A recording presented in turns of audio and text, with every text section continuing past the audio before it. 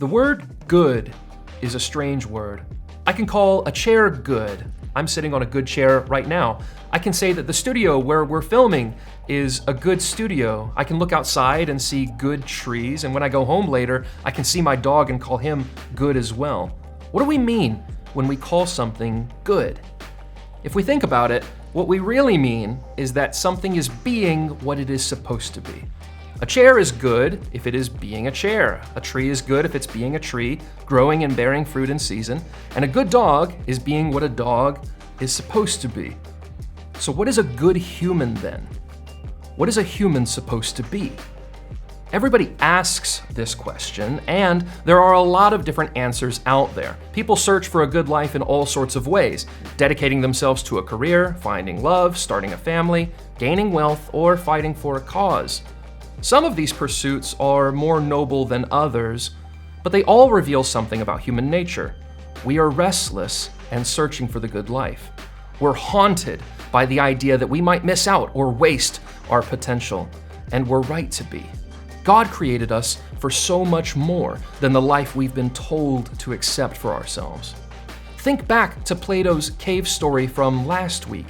Just imagine you've lived your whole life in a cave believing that shadows were real, that chains were freedom, that dark was light. Imagine you believed human beings were meant to be cave dwellers, that it was a good thing for them to live that way. That's how all of us live before we come to know ourselves in the light of God. We live believing lies about our identity and purpose, and those lies lead people to abuse themselves and others. We spend our lives chasing shadows, hoping we'll find meaning in them, not realizing that the substance of all we hope for is found in the loving God who created us with infinite value and purpose. The Bible tells a very different kind of story about who we are and why we exist. The Bible says that God created the world and everything in it, and when He finished, God said it was all very good. There's that word again. When God made humans, He told them to rule over and care for the world that He made.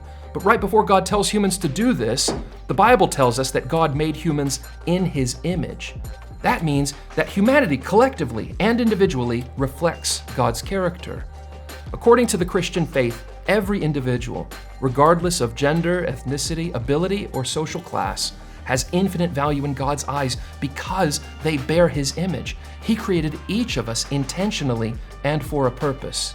If we believe that, it has massive implications on the way we treat other people. Throughout history, Christians, inspired by their belief in each person's God-given dignity, have led the charge in many social movements, fighting for equal rights and fair labor laws, protecting the poor and powerless against abuse, building hospitals and schools, and so much more.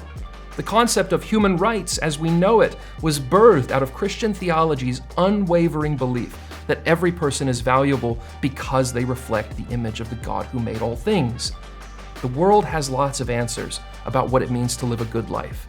But at the end of the day, any answer that keeps us separated from the God who created us actually ends up dehumanizing us. Like shadows in the cave, those visions of the good life capture our attention but fail to capture reality.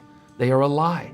Chasing the shadows of fame, success, and power means we're hyper-focused on our own fulfillment, often at the expense of others. But when we start to see the world in the light of the Christian faith, we see ourselves and every other person as valuable images of God. And our purpose becomes greater than achieving our own definition of success.